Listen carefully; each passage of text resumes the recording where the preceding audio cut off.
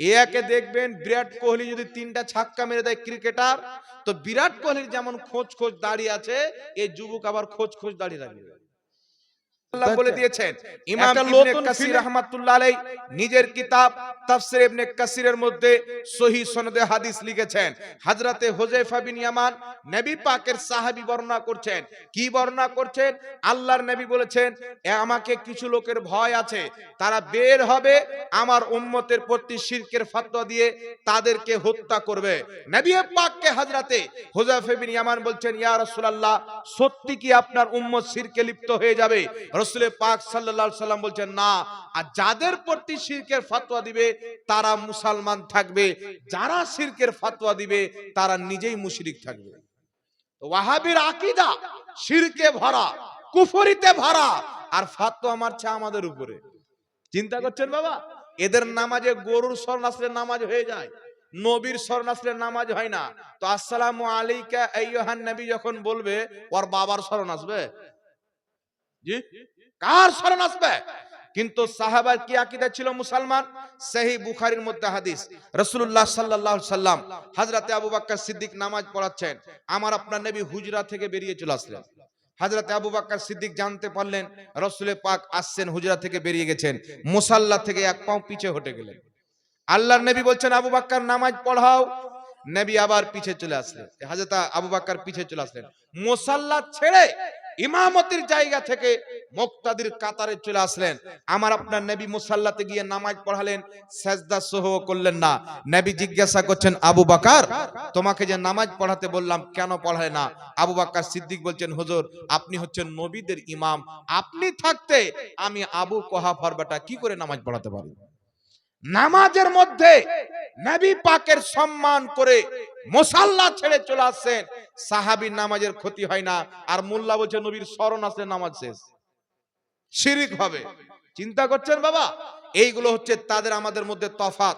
মনে রাখবেন মুসলমান, আমি যদি পাপী হয়ে মারা যাই, গুনাহগার হয়ে মারা যাই, পাপী হয়ে মারা যাই, রাসূল পাক বলেছেন ইবনে মাজাহ শরীফের মধ্যে সহিহ হাদিস, রাসূল পাক বলছেন, শাফাআতি লি আহলিল কাবাইর মিন উম্মতি, আমার শাফাত আমার উম্মতের বড় বড় পাপীদের জন্য, যারা বড় বড় পাপ করে মারা গেছেন কিন্তু আমার ব্যাপারে ধারণা ঠিক ছিল, আমাকে মহব্বত করেছেন, তাদের অন্তরে যদি রায়ের দানা পরিমাণে ঈমান থাকে, রাসূল বলছেন যত বড় পাপী হোক আমি তার শাফাত করে জান্নাতে নিয়ে যাব। তো পাপী হয়ে মরে গেলে জান্নাত পাবেন, কিন্তু নবী মুস্তাফার গুস্তাখ ওয়াহাবী হয়ে মরলে চিরকাল জাহান্নামে থাকবে, জান্নাতের খোঁজও পর্যন্ত পাবে না মুসলমান। জাহান্নামীদের দুই প্রকার, একটা হচ্ছে খুলুদ ফিন্নার, একটা হচ্ছে দুখুল ফিন্নার। একটা চিরস্থায়ী জাহান্নামী, একটা হচ্ছে অস্থায়ী জাহান্নামী। একজন মুসলমান আছে আকীদা আহলে সুন্নাত ওয়াল জামাতের, কিন্তু পাপ করেছে, চুরি হয়তো করে নিয়েছেন, জুয়া খেলে নিয়েছেন, পাপ অনেক বেশি করেছেন, ওই ব্যক্তি যদি মারা যায় আকীদা আহলে সুন্নাত ওয়াল জামাতের মোতাবিক থাকার কারণে এক না একদিন সে জান্নাতে যাবে নবীর শাফাত পেয়ে। আর একজন ব্যক্তি মারা গেছে, 5 ওয়াক্তের নামাজ পড়ে, রোজা রাখে, হজ করে, যাকাত দেয়, যেমন গোলাম আহমদ কাদিয়ানী মরেছে, ও তো নামাজ পড়তো, বেটা নিজেকে নবী দাবি করতো, ও চিরস্থায়ী জাহান্নামী। আকীদা যদি খারাপ হয়ে যায় চিরস্থায়ী জাহান্নামী। এখন আপনাকে বলতে চাই, বলবেন ইসমাইল দেহলভী লিখেছে, তো ওয়াহাবীদের কি দোষ হলো? এই বাবা, ইসমাইল দেহলভী লিখেছেন, কিন্তু ইসমাইল দেহলভীকে তারা নিজের ইমাম মনে করে। আমরা আলা হযরত বললে এদের পেটে ব্যথা হয়ে যায়, যে নবীকে আলা হযরত বলা হয় না, ওদের মৌলবীকে আলা হযরত বলে। এটা জেহালত, জাহিলদের প্রশ্ন বাবা। আল্লাহ কুরআন পাকে একাধিক জায়গাতে বলেছেন, হে মুমিন, আমি তোমাদেরকে আলা করেছি। আলা মানে কি? উঁচু মাকাম দান করেছি, সম্মানিত করেছি। তো আলা হযরত মানে কি? উনার জামানার যত আলিম ছিলেন, উনি সবচাইতে বেশি জ্ঞানী ছিলেন, সবচাইতে বড় আলিম, তাই উনাকে আলা হযরত বলে বড় বড় ইমামগণ সম্বোধন করেছেন। আলা হযরত মানে বড় হুজুর। তো বড় হুজুর বলা কি নাজায়েজ আছে? এখন বলছেন নবীকে কেন বল না, তো নবীকে বড় হুজুর বল, মানুষ বলে গাধা হয়ে গেছে। বলবি কি বলবি না বাবা? ওয়াহাবী নিজের ইমাম ইবনে তাইমিয়া, যে ইবনে তাইমিয়াকে ইমাম ইবনে হাজার মক্কি ফাতাওয়া হাদিসিয়ার মধ্যে কাফিরের ফতোয়া দিয়েছেন, এই ইবনে তাইমিয়া কে তারা শাইখুল ইসলাম বলে। কি বলে? শেখুল ইসলাম, ইসলামের শেখ। এখন আমাদের পাল্টা প্রশ্ন হলো, ইসলামের শেখ তোর বাপ কি করে হলো? ইসলামের শেখ তো মোহাম্মদ রাসূলুল্লাহ। নবীকে কেন শেখুল ইসলাম বলো না? ইবনে তাইমিয়াকে কেন শেখুল ইসলাম বলে? তো নিজের বেলা মকমাক আর অন্যর বেলা ধক ধক নাকি বলে? যে আপনি দেহি সবকো মিঠি লাগতি হ্যায়, নিজের দই সবাইকে মিষ্টি লাগে, অন্যর দই আবার খাট্টা লাগে, তিতো লাগে। এই জন্য বিরাদরি ইসলাম এদের বিভ্রান্তিতে না পড়ে আমি বলতে চাই, যেইগুলো ভাই এদের বিভ্রান্তিতে পড়েছে, কিছু লোক আবার আছে এরা আবার কোন ইমামকে মানে না, এদের ইমাম হলো বিমল দাসের বেটা। বুঝতে পারছেন হযরত? এরা কোন ইমামকে মানে না, বলছে আবু হানিফা মানা চলবে না, ইমাম আজম আবু হানিফা চলবে না, ইমাম শাফি চলবে না, ইমাম মালিক চলবে না। ও বেটার খবর নেবেন তো সব কথা মানে বিমল দাসের বেটা। বিমল দাসের বেটা যদি বলে বউকে তালাক দিয়ে দাও, তালাক দিয়ে দিবে। তো ইমাম তারাও মানে, ইমাম আমরাও মানি। আমরা ইমামে আজম আবু হানিফা যিনি 5 লক্ষ হাদিসের হাফিজ, তিনাকে ইমাম মানি। আর এরা বিমল দাসের বেটা যে বাগদাদি কায়দা পড়তে জানে না, ও নিরেট জাহিলকে ইমাম মানে। এইরকম ভক্ত যদি কেউ দেখতে পান বিমল দাসের বেটার, একে চ্যালেঞ্জ করবেন যে আকীদার ব্যাপারে কখন বিমল দাসের বেটা বসবে, রেডি করো। হিম্মত যদি থাকে আকীদা নিয়ে বসো, আমরা প্রমাণ করব ওয়াহাবিদের আকীদা ইসলাম বিরোধী আকীদা। তাদের আকীদার মধ্যে কুফরি ভরা আছে, শিরক ভরা আছে। আর আহলে সুন্নাত ওয়াল জামাতের আকীদা হচ্ছে নবী এবং সাহাবা এবং সালাফদের দেওয়া আকীদা। মুসলমান কথা বুঝতে পারছেন কি পারেন না বাবা? এই জন্য কোরআন পাকের অপব্যাখ্যা করে মানুষের ঈমানকে ধ্বংস করতে চায়। এদের থেকে নিজের ঈমানকে বাঁচিয়ে রাখতে হবে। আর একটা কথা আপনাকে বলে দিই, এদের আবার আকীদা হলো কি জানেন? ইসলামের নবী থেকে নিয়ে নবী, সাহাবা, তাবাই, তাবা তাবাই, গস, কুতুব, আবদাল, আওতাল সবারই আকীদা হচ্ছে নবীর ওসিলা জায়েজ। বুঝতে পারলেন বাবা? সবারই আকীদা হলো নবীর ওসিলা জায়েজ। কিন্তু এই ওয়াহাবি মতবাদ এ নতুন ইসলাম চালু করতে চায়। আর সমাজের মধ্যে কিছু লোক আছে, দেখবেন মার্কেটে কিছু যুবক ছেলে আছে অন্ধভক্ত। একে দেখবেন বিরাট কোহলি যদি 3টা ছক্কা মেরে দেয় ক্রিকেটার, তো বিরাট কোহলির যেমন খোঁজ খোঁজ দাঁড়িয়ে আছে, এই যুবক আবার খোঁজ খোঁজ দাঁড়িয়ে রাখবে। বুঝতে পারছেন?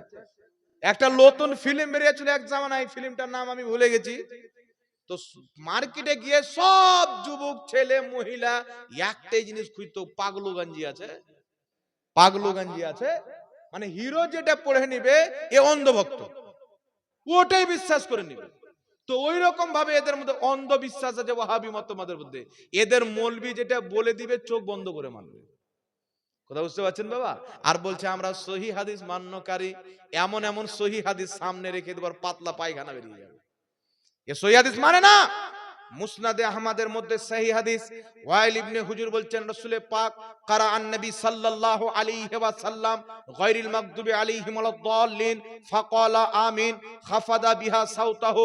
ইমাম হযরতে ওয়াইল ইবনে হুজুর রাদিয়াল্লাহু তাআলা আনহু বলছেন আল্লাহর নবী নামাজে পাঠ করলেন ওয়ালাদ-দাল্লিন ফাকালা আমিন, তারপর আমিন বললেন, খাফাদা বিহা সাউতাহু আস্তে আমিন বললেন।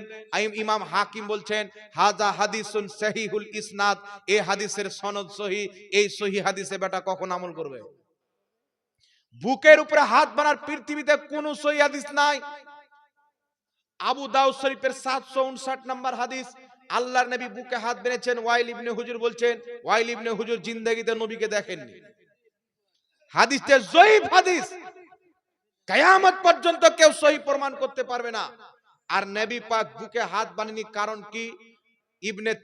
ইবনে তাইমিয়া সিফাতুস সালাত কিতাবে বুকে হাত বানাকে মাকরু বলেছেন। ইবনে কাইয়িম বুকে হাত বানাকে মাকরু বলেছেন। ইমাম মালিক বুকে হাত বানাকে মাকরু বলেছেন। মাকরু মানে শরীয়তে অপছন্দনীয় কাজ হলো বুকে হাত বেঁধে নামাজ পড়া। কারণ বুকে হাত বেঁধে ইহুদিরা নামাজ পড়ে। কারা? ইহুদিরা ইবাদত করে এইভাবে বুকে হাত বেঁধে। এখন মানুষকে বোকা বানায় যে তোমাদের বড় পীর আব্দুল কাদের জিলানী উনি বুকে হাত বেঁধে নামাজ পড়তেন। পাকা বেঈমান, একবারে মিথ্যুক। গাউস পাক রাদিয়াল্লাহু তাআলা আনহু হাম্বলি মাযহাব মান্যকারী ছিলেন। উনি নাভির উপরে হাত বেঁধে নামাজ পড়তেন। কোথায় বেঁধে? নাভির উপরে, যেহেতু হাম্বলি মাযহাবের মুকাল্লিদ ছিলেন, আর চার মাযহাব হক, চার মাযহাব হচ্ছে সুন্নি আহলে সুন্নাত ওয়াল জামাত। ফুরুই মাসলাতে এনাদের মধ্যে মতভেদ আছে, আর নবী বলেছেন ফুরুই মাসলার উম্মতের মতভেদ ইখতিলাফ এটা হচ্ছে রহমত। জোরে বলেন সুবহানাল্লাহ। এই জন্য বিরাদরি ইসলাম যারা বলছেন ইমাম গস পাক বুকে হাত বেঁধেছেন, সারাসার মিথ্যা কথা। কোন ইমাম বুকে হাত বানেননি। ইমাম শাফি থেকে একটি কল পাওয়া যায় বুকে হাত বাঁধা। ইমাম নববী রাহমাতুল্লাহ আলাইহি বলেছেন কোন শাফি ইমাম বা শাফি মুকাল্লিদ এই ফতোয়ার প্রতি আমল করেননি। কারণ বুকে হাত বাঁধা এটা ইহুদিদের কালচার, মুসলমানদের কালচার হচ্ছে নাভের নিচে হাত বাঁধা বা নাভের উপরে হাত বাঁধা বা হাত ছেড়ে দিয়ে নামাজ। কথা বুঝতে পারছেন বাবা? এই জন্য ইমাম তিরমিজি রাহমাতুল্লাহ আলাইহি নিজের কিতাব তিরমিজি শরীফের প্রথম খণ্ডের মধ্যে একটি সহিহ হাদিস নিয়েছেন। আল্লাহর নবী ডান হাতকে বাম হাতে নামাজ রাখতেন। হাদিস থেকে উল্লেখ করে ইমাম তিরমিজি বলছেন অসংখ্য সাহাবী এবং তাবেঈনদের মত হচ্ছে ডান হাতকে বাম হাতে রেখে নাভির নিচে রাখতে হবে। আবার অসংখ্য সাহাবী তাবির মত হচ্ছে ডান হাতকে বাম হাতে রেখে নাভির উপরে রাখতে হবে। দুটা কল পাওয়া যায়। ইমামে আজম আবু হানিফা বলছেন নাভির নিচেরটা আমি গ্রহণ করলাম। ইমাম শাফি নাভির উপরটা গ্রহণ করেছেন। তো যারা শাফি মাযহাব মান্যকারী নাভির উপরে হাত বানে, যারা হানাফি মাযহাব মান্যকারী তারা নাভির নিচে হাত বানে। আর কোন মাযহাব কোরআন হাদিসের বাইরে নয়, প্রত্যেকটা মাযহাবের ফতোয়া হচ্ছে সাহাবা এবং নবী থেকে প্রমাণিত। জোরে বল সুবহানাল্লাহ। কথা বুঝতে পারলেন বাবা? আর আমার আপনার নবীর নাভির নিচে হাত বাঁধার স্পষ্ট সহিহ হাদিস মুসান্নাফে ইবনে আবি শাইবার মধ্যে রয়েছেন। আল্লাহর নবীর সাহাবী ওয়াইল ইবনে হুজুর বলছেন ইয়াদাউ ইয়ামিনাহু আলা শিমালিহি ফি সলাতি তাহতা সুররা। নবী পাক নামাজে ডান হাতকে বাম হাতে রেখে নাভির নিচে রাখতেন। ইমাম নিবামী রাহমাতুল্লাহ আলাইহি আসারুস সুনান কিতাবের মধ্যে লিখছেন ইসনাদুহু সহিহ। আল্লাহর নবী ডান হাতকে বাম হাতে রেখে নাভির নিচে বেঁধেছেন। এই হাদিসের সনদ সহিহ। জোরে বলতে হবে সুবহানাল্লাহ। আর বুকের উপরে নবী হাত বেঁধেছেন এই মর্মে একটা সহিহ হাদিস কোন মায়ের লাল দিতে পারে না। যারা বলছে নবী বুকে হাত বেঁধেছেন হাদিস সহিহ, মিথ্যা বলছে, সারাসার মিথ্যা বলছেন। এই জন্য ওয়াহাবি ধর্মটার দ্বিতীয় নাম মিথ্যা বললে চলে, মিথ্যুক ধর্ম বললে চলে। যার আকীদা নোংরা